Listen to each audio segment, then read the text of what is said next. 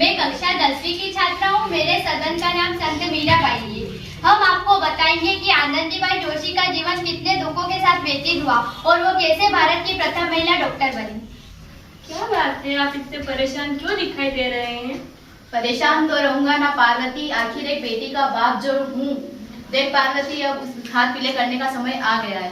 पर हमारी आनंदी तो अभी सिर्फ 9 वर्ष की है। अभी तो उसके पढ़ने लिखने और खेलने कूदने के दिन हैं। देख पार्वती, लड़कियां पराया धन होती है और जितना जल्दी इन्हें घर से विदा कर दे उतना ही अच्छा है। कल से आनंदी की पढ़ाई लिखाई बंद। पर बापू, इसमें मेरी क्या गलती है? आप मुझे पढ़ने क्यों नहीं देते? तेरी गलती है कि तू एक लड़की है। अगर लड़का होती तो बापू, लड़का होती तो क्या? देख छोरी, ज्यादा जबान ना चला वरना जबान हलक से खींचकर बाहर निकाल दूंगा। बापू, मैं पढ़ लिख कर कुछ बनना चाहती हूँ। मेरी पढ़ाई ना रोको बापू। देख छोरी, ये कापी किताबें ना सिर्फ छोरों के हाथ में अच्छी लगती है, छोरियों के हाथ में तो सिर्फ मेहंदी अच्छी लगती है। लेकिन बापू, अभी तो मेरी उम्र पढ़ने लिखने की है। मैं पढ़ लिख कर डॉक्टर बनना चाहती हूँ। देख आनंदी, तुझे पढ़ना है तो पढ़, लेकिन सारी उम्र बाप की छाती पर ही बोझ बनकर ना बैठ। पर बापू, अब आप मुझे पढ़ने क्यों नहीं देते? चुप कर छोरी और ज्यादा जबान ना चला। कल ये ले आज। नहीं बापू, नहीं, मत पढ़ो बापू। नहीं नहीं नहीं बापू, नहीं नहीं। हट छोरी। नहीं बापू, ये आपने क्या कर दिया? आपने इन किताबों को ही नहीं पढ़ा, आपने मेरी किस्मत फाड़ दी बापू, मेरी किस्मत। ए लड़की, ज्यादा जबान ना चला वरना बापू, मैं लड़की हूँ तो क्या हुआ? लड़का हूँ, लड़की तो हमारी तो आंखों की जबान होते हैं। देख छोरी, ज्यादा जबान ना चला और तू ये एहसान मान कि अब तक जिंदा है। कहीं बचपन में ही गला दबाकर मार दिया होता तो आज तेरी ये बकबक नहीं सुननी पड़ती। पर बापू, मुझे चूल्हा जलाना अच्छा ना लगे। देख आनंदी, जितना जल्दी हो सके तू चूल्हा जलाना सीख ले, उतना ही तेरे लिए अच्छा है। और ब्याह तो होगा, वो भी कल के कल। माँ। बेटी, हम औरतों की तो यही नियति है। अपना जीवन है तुम्हारी यह कहानी, आंचल में है दूध और आंखों में है पानी। मुझे माफ कर दे बेटी, मुझे माफ कर दे। तेरे बापू की जिद के आगे मेरी एक ना चलेगी बेटी, मेरी एक ना चलेगी। इस प्रकार मात्र 9 वर्ष की आयु में आनंदी का विवाह गोपाल राव जोशी से हो गया। बाल विवाह एक सामाजिक कुरीति है। इस कुप्रथा का शिकार होना पड़ा आनंदी को। 5 वर्ष बाद आनंदी 14 वर्ष की हो गई। उसके घर एक शिशु ने जन्म लिया है। देखते हैं आगे क्या होता है।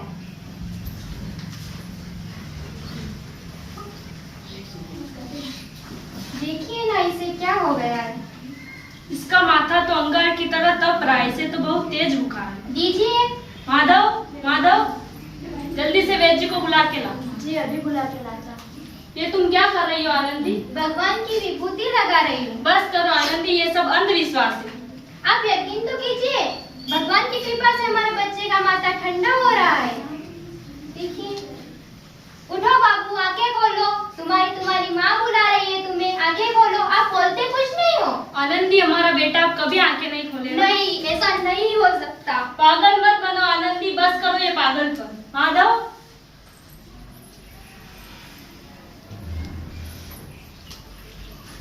बंद करो पागलपन आनंदी।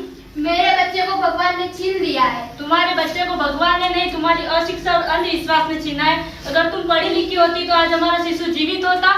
तुम अनपढ़ थी आनंदी, अनपढ़। नहीं, मैं पढ़ूंगी ताकि किसी आनंदी को बच्चे के अभाव और पढ़ाई के अभाव में किसी बच्चे को ना खोना पड़े। शाबाश आनंदी, और यही तुम्हारा अपराध के लिए प्रायश्चित भी है।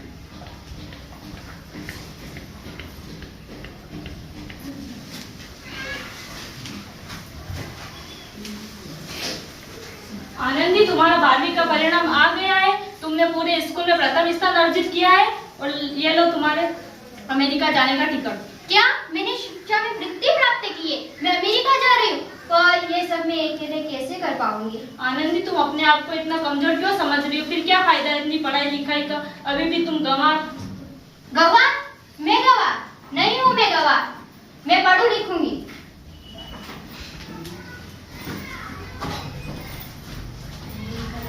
चले अब अमेरिका की। इस प्रकार 7 अप्रैल 1883 को आनंदी अमेरिका के लिए रवाना हो गई है। 3 साल बाद उन्होंने मेडिसिन की उपाधि प्राप्त कर ली। इधर आनंदी के पिता की तबीयत बहुत ही खराब है। आगे देखते होता है क्या।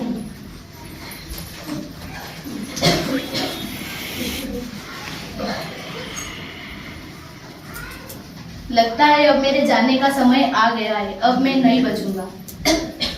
ऐसा मत बोलो। शहर के सिटी हॉस्पिटल से डिग्री लेकर कोई बड़ा डॉक्टर आए, एक बार वहाँ चल के दिखा देते हैं। हाँ सही बोला भैया, कम से कम दिल को तसल्ली तो हो जाएगी। हाँ चलो।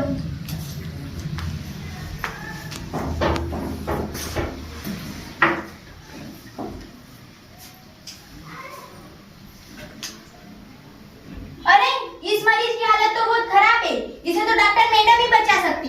डॉक्टर मैडम जल्दी आइए।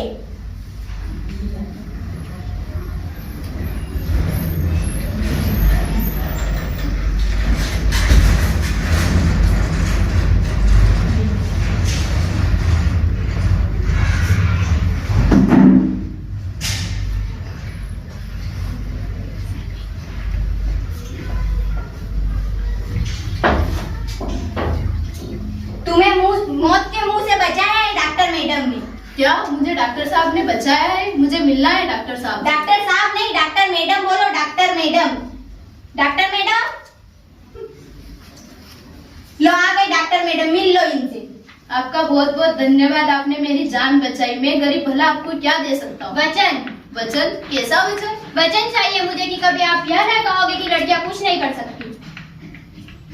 अरे श्यामला, तुमने पहचाना नहीं? तुम्हारी बेटी आनंदी। आनंदी? मेरी बेटी आनंदी? डॉक्टर?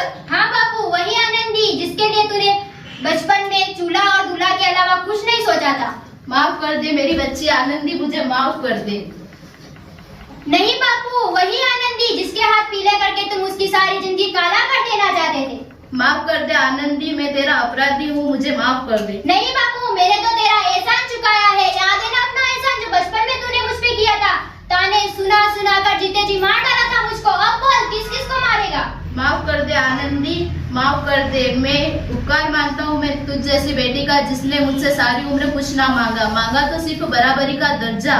नहीं बापू, तूने ही तो बोला था किताबें तो सिर्फ छोरों के हाथ में अच्छी लागे है, छोरियों के हाथ में तो मेहंदी अच्छी लागे है। एक का पढ़ना और दूसरा का ना पढ़ना, लड़की और लड़कों में फर्क करना, दो आंखों में फर्क करने के समान है। ये सामाजिक अपराध है बापू, सामाजिक अपराध। माफ कर दे मेरी बच्ची आनंदी, मुझे माफ कर दे। मुझ जैसा बाप तेरी माफी के लायक हो, ऐसा नहीं हो सकता। माफ कर दे आनंदी, मुझे माफ कर दे। क्या तुम अपने बाबा को माफ नहीं करोगे आनंदी? माफ कर दो आनंदी, माफ कर दो। सुबह का भूला शाम को घर लौट आए तो सब भूला नहीं करते। बापू